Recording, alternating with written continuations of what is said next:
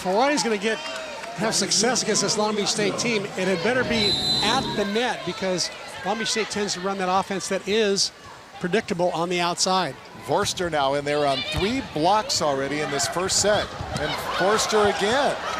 Oh, a nice play, getting that one up and over the net. Cross court, Croson off the touch and down.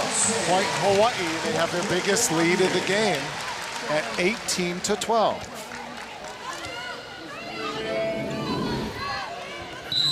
We should have dig by a little that was a little chicken wing dig by their center, yeah. You don't see that very often. Usually it gets called because it rolls up their arm, but that one popped up pretty nicely.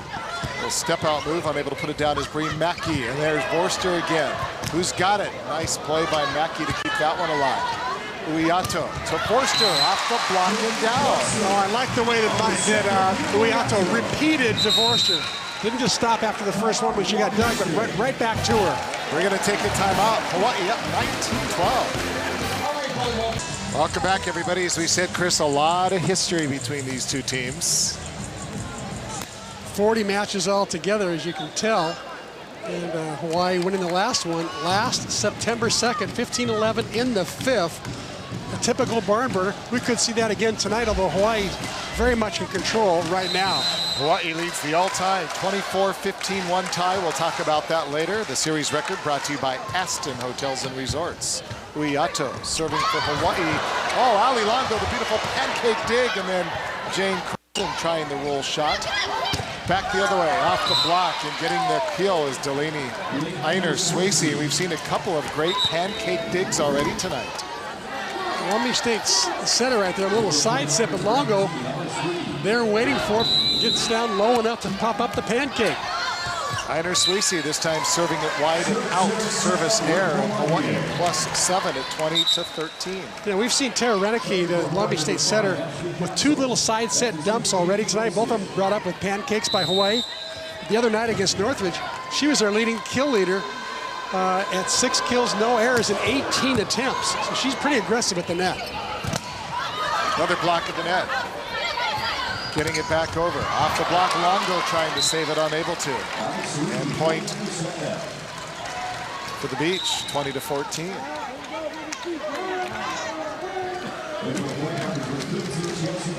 Well, despite all the history, it's been a struggle in recent years for Brian Gimolaro and his 49ers. They have had trouble in the postseason. In fact, they haven't won in a handful of years. As Hartog gets the kill off the block. He says a lot of it is due to the way junior volleyball is played these days. He says it's played on cement when they lay over the plastic tile over these gyms, and he says a lot of kids are getting major knee injuries, and by the time he gets them, they're pretty much damaged goods. Yeah. And he's not a happy camper about the way, how many swings, how many jumps these kids are taking prior to their 18th birthday. Yeah, no, a lot of it is just, the luck of the draw, in his case, the bad luck. As Chisholm Pala puts down the kill. He's basically lost his top 3 players for this year. Yeah. Haley Hampton was an All-American. Erin Julie was his top setter last year. She's out with knee stuff. And Hampton's got a shoulder going on. And Cerna has been injured as well. Who was blocking right there. Those are his top 3 players. Now that really has made it difficult for him. He wanted to actually redshirt 3 people that he's had to play this year. So it's really changed the way they've approached this year. Does that though bring up an argument for all this early recruiting, going up and committing to somebody who's a sophomore, or sometimes even a freshman, getting them when they still have 2-3 years of high school remaining? I couldn't agree with you more. And to their credit, it's a big problem in women's volleyball. But to their credit, they honor the commitment despite the injury, right? Correct. So, well, point Hawaii. They are now 2 points away from taking this first set rather handily. And there you see Gimolaro as he takes the timeout. So Hawaii having it relatively easy here. And I don't know if this is a surprise or not, but I think we all expected it to be a little tighter, perhaps. Yeah, I expect it to be tighter as well. As you saw that first rally of the night, it was very tight, and I expect it to be that way the rest of the evening. And here's our Jack fact. Fit to be tied. Hawaii has played 1,282 matches in the history of the program. Their only tie, and it came against this team, Came in a 2-set pool play match versus the 49ers at a tournament hosted by UCLA back in my freshman year. Oh, you're aging yourself. 1978. Hey, I remember I was playing baseball, and we used to love to go over to Clum Gym and watch the Wahine and Dietrich Collins and Mahina Elenecki and some of the other players from that era. In those days, when they'd go up to UCLA, and UCLA had a big facility up there where they could put a lot of courts and invite a lot of teams. But in order to get through the tournament, they had to make it 2-set matches so you get to play a lot of different teams. And not until they came out of pool play did they start playing 2 out of 3. Now, you would think that the matches would go quickly, but the difference was back then it wasn't rally scoring, so only the serving team won the point. So even though it was 2 sets, it could still take a while. It could have been a long time. Oh, yeah, absolutely. Yeah, there were some marathon sets back in the day. Yeah. But getting back to that whole thing with the early recruits, as we look at the hitting percentage for Hawaii. You saw what Long Beach State was, 135. Yeah. My key to the game tonight was watch out if Long Beach State hits over 200. They're 7-0 when they hit over 200. So Hawaii wants to keep them that way. And Hawaii, I think, is hitting around 260 right now. Right now they're hitting 270. Get there, go. Hartog with the serve. A little pop over the net. And a little bit of confusion as the two players run into each other over there. Hartog and Castle.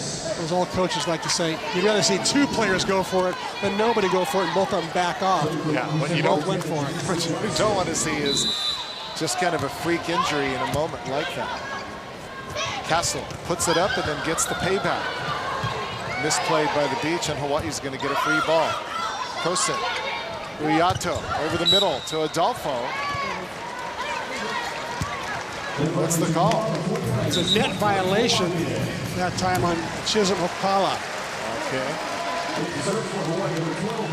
See if we can take a look and see what Chisholm does right there. She follows through into the net, gets her forearms on the net in a follow-through action. And so now Maeda, who has an ace already serving for the first set, floats this one long. So one service error to go with her service ace. That one caught some of the Stan Sheriff air conditioning. Kind of kept floating and floating. Tyler Jackson gets it over. And Croson looking to put it away, unable to do so. Off the block, setting it up out of the back row. Good swing, Longo, great pass. And Adolfo unable to put it down. Another good block and another great play. Longo just such a great job of covering the court defensively for Hawaii. Maeda, they got to get it over. Croson flips it. And now a chance to set it up for the beach. Good swing, gonna go long, and Hawaii takes their first set. And Ali Longo, I tell you what, she is everywhere as Hawaii makes it look easy. 25-17, they'll switch sides. We'll be back with set number 2 from the Stan Sheriff Center. Let's take a look at the two key players in set number 1. Jade Forster banging down the overpass. Then she got the little paintbrush shot out of the middle, gets a good laugh out of it.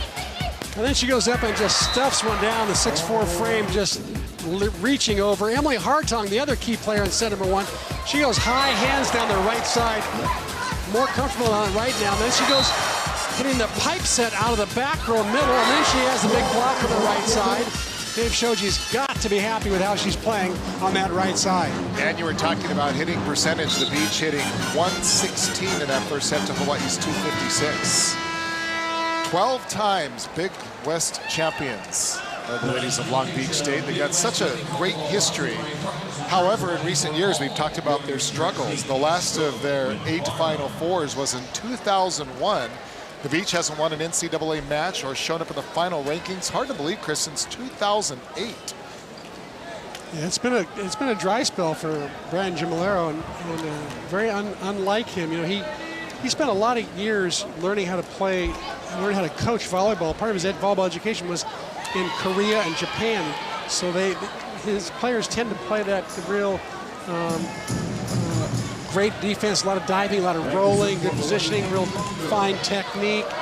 And but you got to have great athletes go along with you. You got to have some Tara Cross battles. You got to have some. Yeah. You got to have some Danielle Arudas, Danielle Scott. You got to have Misty Mays to go along with all that great coaching. Yeah, Misty May, one of the many products that came out of Long Beach. Of course, achieving recent Olympic glory. Forster again. And nice job getting that ball up by the beach. And then Mackey into the net. Point Hawaii.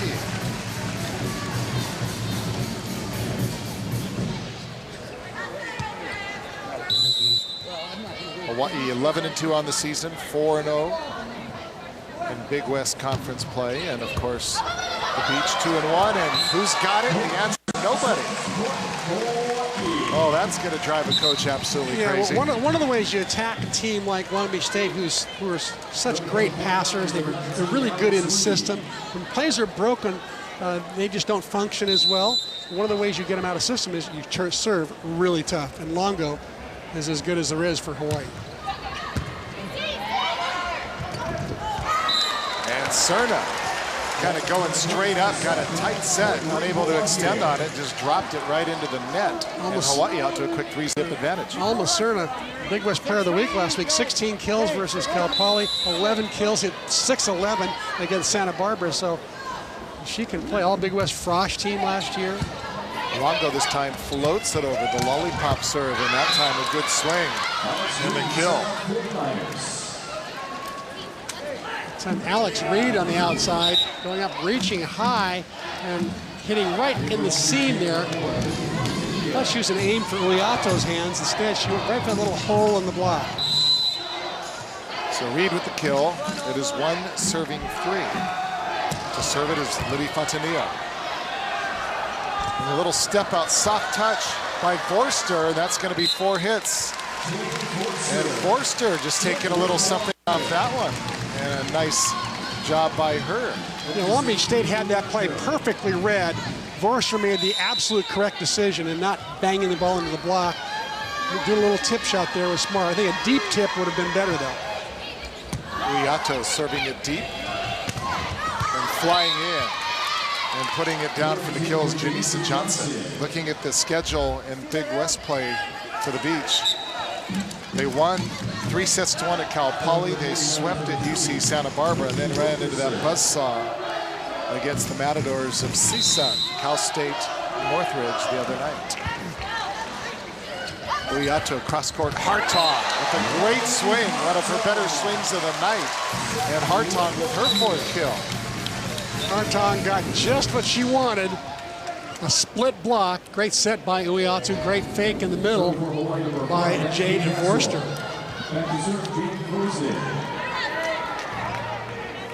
Jane Croson now. Always wowing the crowd with a high serve.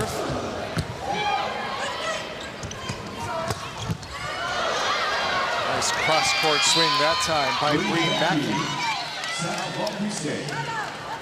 And Mackey gets her 3rd kill of the night. And the beach back within a couple. It'll be 3 serving 5. Hawaii taking the first set if you just dialed on in. 25-17 in the first stanza. Castle keeps it alive. A serve that may have gone out. Hartong doesn't get a great swing on it, but enough to get the win. Not the best set. Uiatu would love to have that one back, but Hartong made the most of it and got the kill.